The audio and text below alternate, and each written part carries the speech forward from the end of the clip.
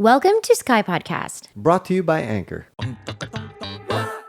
I'm a little bit sad Bakit? because our podcast didn't record.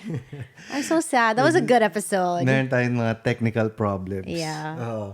We were talking about motivation, di ba? And finding motivation. Alam ko it was a long podcast. It was 30 minutes. 30 plus minutes and we were so into it. But Tapos napansin namin ngayon lang when we were uploading it na yeah. na robotic yung voice namin. Yeah, and we can't recover the file. It's a little bit sad, but okay lang. lang yun. We'll save it for another time. There's a reason for everything, love. Hanapin muna natin yung motivation to Yes. talk about motivation. Yes. Baka kulang yung insight natin sa mag-comment topic. kayo if you want that kind of topic. Maybe join the Facebook group natin. Yeah, and speaking of Facebook group, that's actually where we found our topic for this podcast today. Yes. So this Facebook group, again, is a private Facebook group of Sky Podcast. Yes. And I will put a link down below or a description in the description box where you can join it. Wait, but gusto ko lang sabihin na sobrang saya. We don't comment every time, but we always keep read. on reading. Like, nakikita namin mga memes about Sevi or Scott. Yeah. And then a lot of like, usually yung mga comments or parang may community of people helping each other out. You know what it Which is feels like maganda. to me when I'm scrolling through that page? It Yeah. feels like I'm in a group chat with all of my friends. Ah. And we have like so many inside jokes from the podcast, from the vlogs. Like there was this one guy saying na pinagalitan daw niya yung aso niya. Pero the way that he was getting mad at his dog was like how I get mad at the kids. Not really get mad, but ganito talaga ako sa dog ko. Oh no, Arlo, why did you kit man the slippers? Uy, why did you do that, man? And then all of the comments are like, oh my God, I can't unhear Chris. Like the oh no daw. They can Yung hear oh no my was, voice. Oh no! Oh no! Anyway, I just love that group. So if you guys want to join our like community group chat, then check it out. Everybody's really fun and friendly It's there. a safe space. Safe Kasi pwede space. ka mag-post ng problem na hindi nakasulat yung pangalan mo. And then Yeah. everybody just comments. And If you need someone to talk to. Yes. Yeah, And we're here someone to for you. relate. Yeah. All right, so our letter today is not exactly a letter, but it's a comment on that page. Pero, okay, go. And she says, I'm 25 years old and I want to move out. I want to live on my own because it feels like I'm stuck and walang growth pag nasa bahay lang ako under my parents. And whenever I do vacation alone, I feel like I can do anything. Whatever goals that I've set, I feel like I'm more confident and I can do them all. I've been living with them for 25 years. I've tried to study abroad for college, but I wasn't allowed to. While my siblings were all allowed. Anywhere they want to study, they were allowed. But when I told my parents that I want to move out, they always tell me, sayang lang sa pera mo, you have to pay the bills pa, kaya dito ka na lang. I just feel stuck and walang growth dito sa bahay. I don't know why. What's your advice? Okay. I want to ask you, love, because you actually never moved out of your house until we got married. So you were 30 plus na. No, I moved out of my house when I lived in Manila. Yeah, for PBB. And I worked there. Yeah, but then And- you moved back. Bumalik ka sa house ng parents mo. How did that feel? Like, I'm sure when you went to Manila, you had a taste of freedom. Yes. And then when you got back, how was that? It was different because parang nasanay na sila na wala ako. So the treatment was like, I remember my dad telling me na parang, ginawa mo ng hotel yung bahay natin.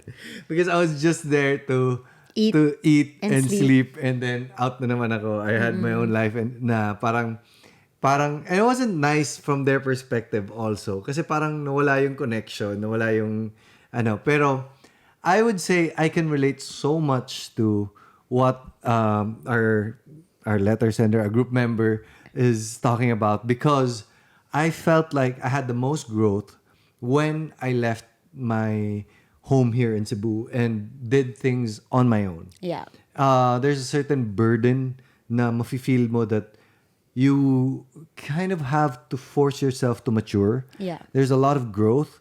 And even just yung sinabi niya na nagta-travel tayo, when we travel or when you go to school abroad, parang ang laki ng difference in maturity when you know that you have to take care of yourself. Kahit may konting baon ka pa sa parents mo, iba pa rin that you have to manage those funds. Iba pa rin yung sense of responsibility wherein you are now responsible of taking care of yourself. Yeah. You can be responsible or irresponsible. Depende sa'yo kung anong feel mo. And feeling ko, even the little bit of irresponsibility that I did, or hindi lang little bit, pero medyo marami din, it gave growth to me because I felt like it gave me parang the satisfaction of knowing na, oh, I've already done that, I've already partied, I've already did this, and nakikita ko na I was mature enough to say, okay, hindi na ako ito. I totally agree with you. And similarly, Yeah. like exactly the same experience as you. I feel like when we're at home with our parents, at the end of the day, feeling natin somebody has our back. Or Yes. somebody's always looking out for us. Yes. But when we're on our own, that's when reality really sinks in. I'm on my own here. Like, I'm all alone. Like, I could mess up and, no one, if I don't text anyone or don't tell anyone where I am, I could be dead. You know what I mean? Like, all of Yes. these bad decisions could actually lead to something really bad. Kasi hindi ka na pinipigilan. Oh, and you end up growing up or maturing a lot because you're on your own. Yes. Yeah. And I can relate to that a lot because when I was growing up, I was super duper sheltered. I grew up in a very strict Filipino-Chinese family or more like Chinese family. Very, very strict talaga. Hindi ako pinapa-sleep over sa best friend's house ko. Even though I was a good student, I never strayed from the path that they set for me. Sobrang mabait akong bata. Di Yes. talaga ako pinapayagan. Like, no. And that was it. That was martial law sa house namin. Whatever my dad or my mom says, that's it. You can't question. You can't say, Dad, why won't you allow me? My grades are good naman. No, you can't say that. If my dad says no, it's no. Yeah. So the moment that I went to college in Manila, parang feeling ko nakalabas ako sa cage. You know what I mean? Like, a lot of people a feel lot of that people. way. Yeah. And I had this angst in my whole childhood life na, why don't you just let me experience life and make my own mistakes? Yes. That was really like, nasa diary ko pa yan, naalala ko.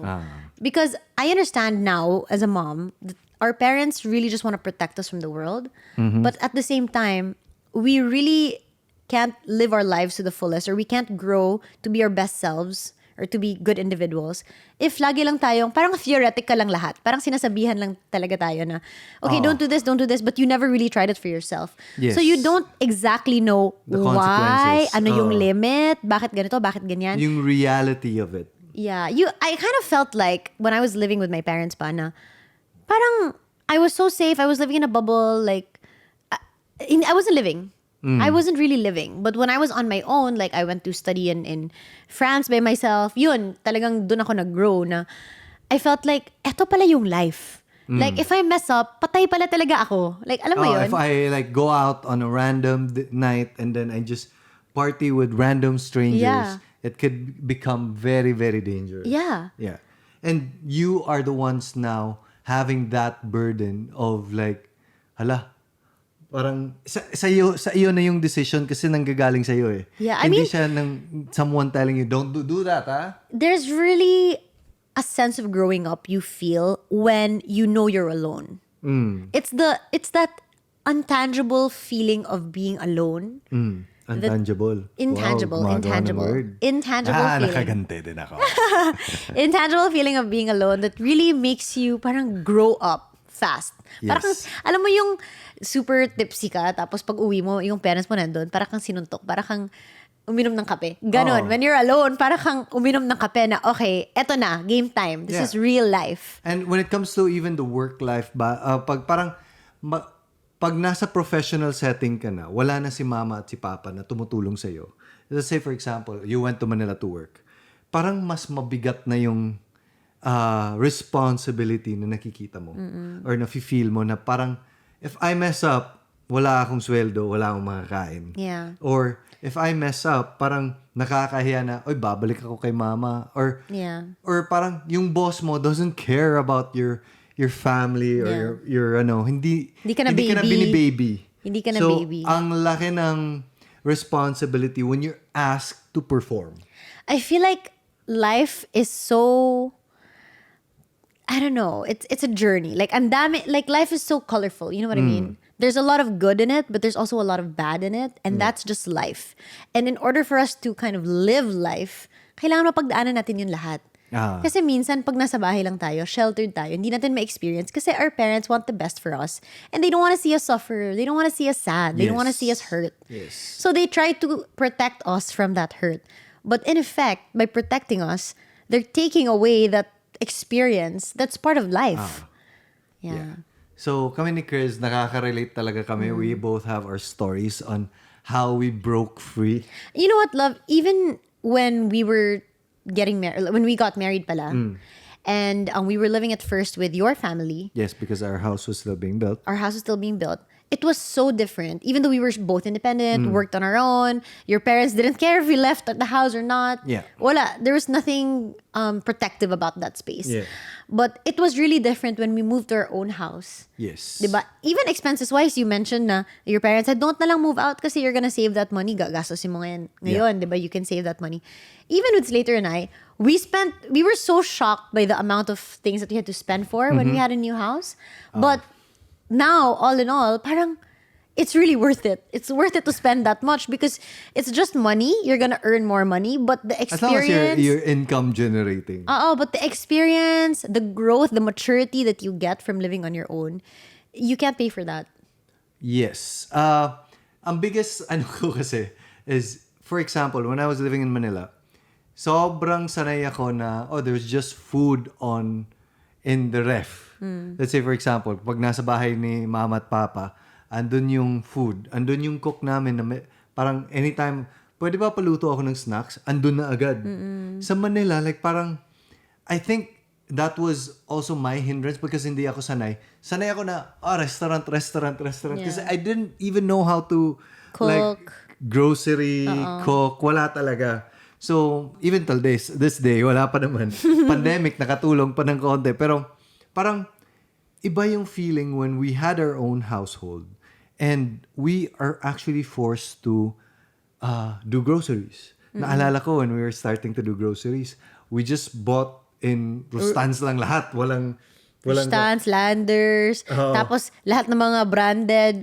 You sounds familiar? Okay, we'll buy it. Ayun, tapos, parang, wait, napamahal na tayo. I think we're just buying random things.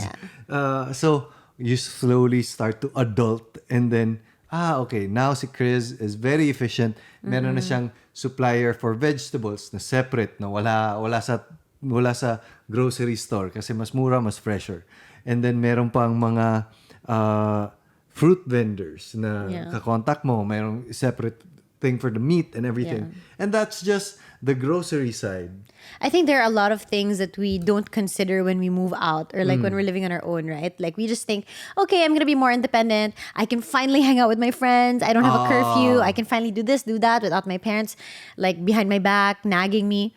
But ang dami talagang responsibilities rin that come with it. Yes. Diba? Parang kung may problema ka, let's say nag-apartment ka, nag-condo ka, pag may leak ka sa faucet, sino mag-aayos? Wala na si mommy, wala na si daddy, di ba? Or yung kuryente mo, kung hindi mo kayang bayaran, wala kang kuryente, wala kang wifi, wala ka lahat. Like all of these like adulting things, which I think good yung point ng letter sender natin na it really helps you grow up. And I feel like you're 25. For me, it's high time to move out. That's just personally. I would never move out also. So, I lived si with my Scott, parents. pag 25 siya, papayagan mo na. Yeah.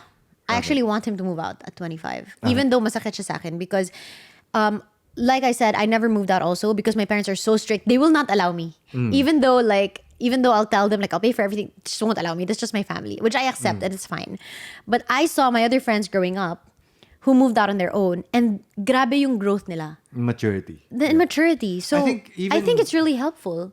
It's not just about moving out especially when it's another city or another country. Dun talaga. Like, kasi parang mas separate pa talaga. Like, you can't just, wala akong pagkain ngayon, punta ako sa bahay ni mama. Diba? So, mas malaki pa siya. Although, meron akong negative side to it though. Because you're 25, you're earning, but you have to spend a lot more, like probably more than half of what you earn, hindi mo masisave because you have to pay for your own food, you have to pay for house.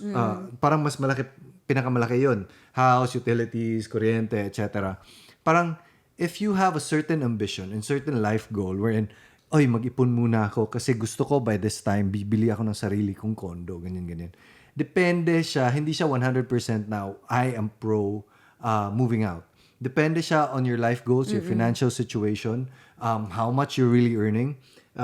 Like, Yes, because honestly, it can take a toll on your savings talaga. oo, kasi parang pwede mo ring sabihin na, okay, titiisin ko to. Kasi I have certain goals. Let's say, for example, my goal would be to start my own business, but I need to save up for a certain capital, sabihin natin. Or dream ni Chris na magtayo ng sariling coffee That's shop. not my dream. Pala mo sinasabi. It's not my goal. It's just my dream. Like, yung tipong dream na natutulog kapag gising mo, yun yung dream ko. Ganun lang siya.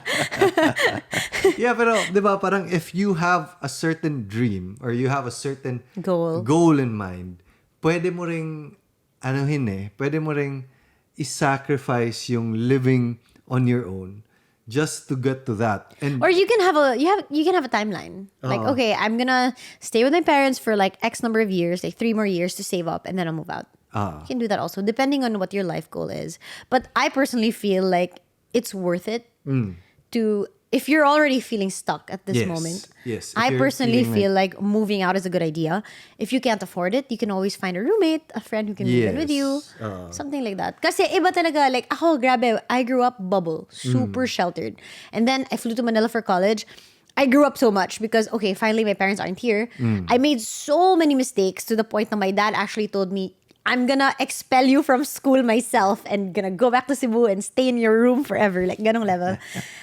But that made me grow up as a person. Like, in my head, oh my God, like, I'm never gonna do that again. What was I thinking? Yes. Ganon. Like, it hits you different if you actually make the mistake than if somebody just tells you not to do it, you know? yes. Iba yung mistake na naranasan mo kaysa Yes. sa kwinento lang sa'yo or Exactly. pinagbawalan ka lang. I remember also when I went to study in Paris, I was all by myself in the entire continent, right? I had no classmates from school. It was an exchange program thing. So the other students, meron silang other students with them. But in Paris, I was alone. And, you know, I always wanted to party. I always wanted to see what was out there because nga, I was so sheltered. But I had run into some really bad experiences also where, you know, I was almost sexually harassed. Not to that level, but almost like getting there. If I didn't run, siguro I would have been sexually harassed.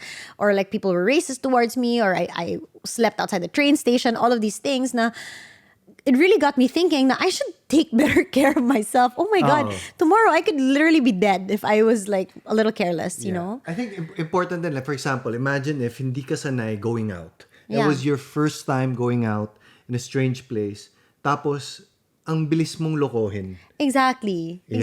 And now that I've gone through all of these things by myself, now I'm confident when we travel, diba? I'm so confident. Like, love, don't do this, don't do this.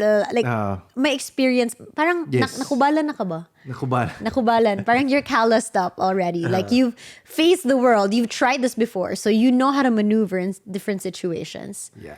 Yeah. I think a lot of people have this problem though, especially after the pandemic. Napansin namin, ang daming nagtatanong sa amin, whether it's through letters or through friends, na, oh my God, my parents are killing me.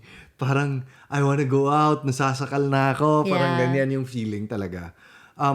Sa akin, it took me a while to actually move out. It was happenstance. It was a stroke of luck also na parang, although palagi ko sinasabi na, oh, I want to do my own business. Can you give me a section of a project na ako lang magtatakbo? If malugi, ako mismo. Yung parang ganyan. Parang I had these inclinations. Pero at that time, wala akong reference because the internet wasn't that much of a thing. Sa panahon namin, Oo, guys. so, it was a thing Eto na naman already. tayo Pero sa parang- panahon namin. Yeah, pero parang hindi siya ganito na it's talked about a lot. Yeah. So I didn't know what was keeping me stuck. Yeah. So even before PBB, yun yung swerte sa akin na nag-PBB, I get to go to Manila and everything. Doon ako nag-start ng new cambio sa life. But even before that, I was already reading a lot of self-help books about these types of things. And I remember reading, it was like a manhood book. Like parang finding your true self. Instead of like, it's like the mga Andrew Tates of that generation Okay. siguro. Yung parang how to be a man. Yeah. Yung mga ganyan. So, It was a crappy book. I'm gonna tell you straight out. I don't even remember the title.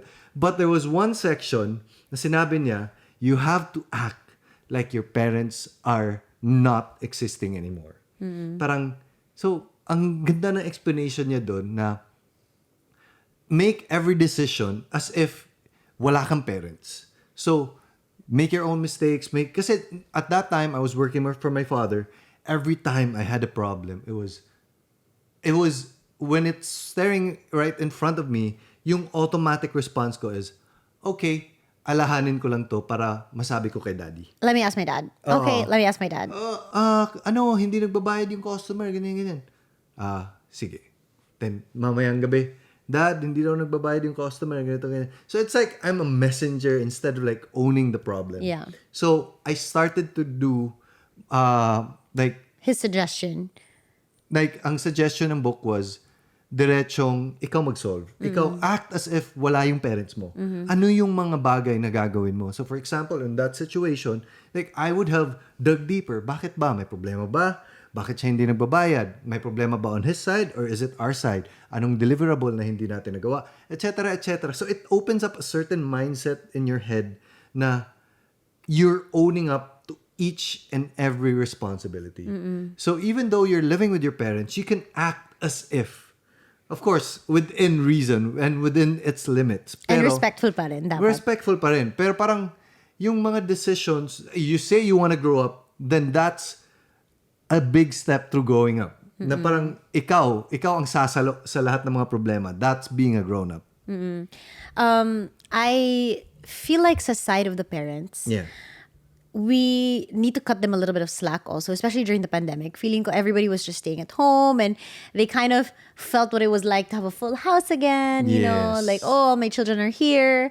Parang, I felt that when I moved back home from college, na, I had so much freedom when I was living alone in Manila, and then when I moved back to Cebu, sakal na naman. I mean, I'm like, for 4 years, I could decide things on my own, and then suddenly I'm back in Cebu, and like I can't hang out with my friends anymore, or I get questioned when I don't eat dinner at home. Like, what is happening?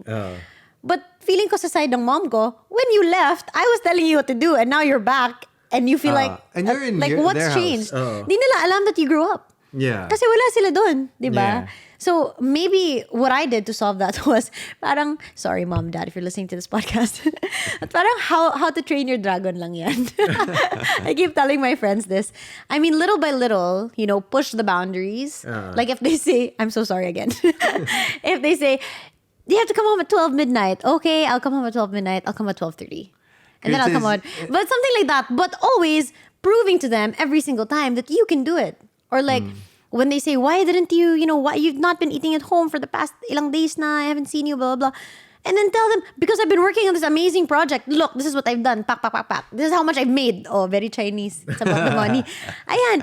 Seriously, that's what I did. And eventually, when they saw little by little that I was carving my own path, that I didn't need their help, that I was fine on my own, they stopped, you know, pestering me. Yeah, yeah. They started letting go. And then they saw na she's fine. She can handle herself. Yeah. Pero depende pa rin eh. Pero title natin sa podcast na to, Chris's take on how to train your parents. What?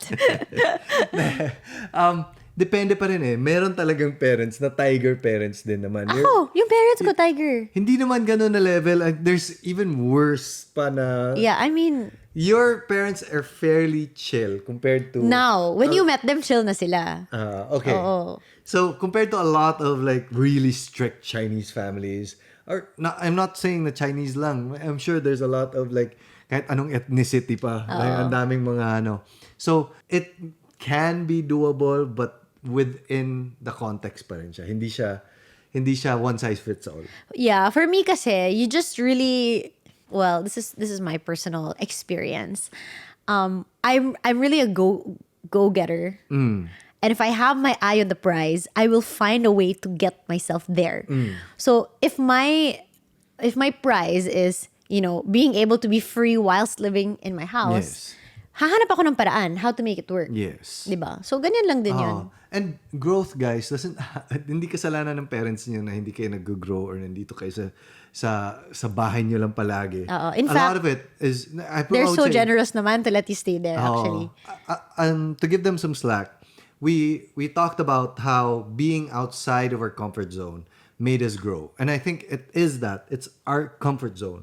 Because our home is such, our home, our parents, our family, it's such a safe space, parang hindi tayo napipilitan to grow.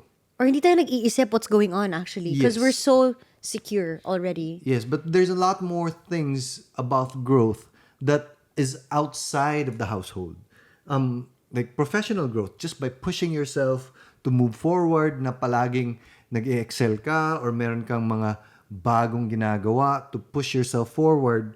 That's also one way of doing it. To not feel stuck. To not feel stuck or just I was talking to my friend, sobrang nagbabago yung mindset nila when they started working out, because yeah, it has all these like beneficial mga hormones, whatever, it's good for your health, whatever, but it's the seeing that doing something hard, you can actually see yourself feel better, look better, etc. And having this discipline to do it over and over again, there's a psychological effect on like you improving yourself. It's like So training parang- a muscle Oh, in your body. yes. But if I keep working at it, I will eventually get to my goal. Yes. So, yung friend namin was feeling stuck. So, what he did was, he started out with fitness. Itong something that I can easily control. All I have to do is dedicate time and effort, and maybe it will snowball into something else. And usually, sa experience nila, is it does, because once you try to tweak this part of your life, and now, parang, oy, nagawa ko to para sa katawan ko. Ano pang pwede kong gawin for other aspects in my life? Yeah. And because it starts with health, right? You're a little bit clearer throughout the day. You can function better. You can make better decisions. Yeah. So, parang nagiging motivation podcast na rin to. So, yung nawala natin na podcast. Ito pa rin siya. Ito pa rin. Yeah, but I think don't take it so heavily. Like parang, Yeah. Di rin tayo magpapa-victim mentality na, okay, I'm feeling stuck because I'm at home. yes. we Baka can- that's not the reason. If you really can't move out, di ba? Yes. Baka there are other things that you can do to fix your problem. What I do when I'm feeling stuck is to say that there are a lot of things I can still control. There are a lot of things that I can blame things on, but say, okay, this is a certain way, this is a certain way, I cannot change that. Yeah. But what are the things that I am able to change? Yeah. And at the end of the day, it really depends on you and your decisions and your outlook in life. It's really all you. Like, we can't blame our situation, our environment, where we can't change anything. If we can't change anything, we can't blame it also. It depends on us pa rin, how we're gonna Yes. get out of it and move forward. Yes.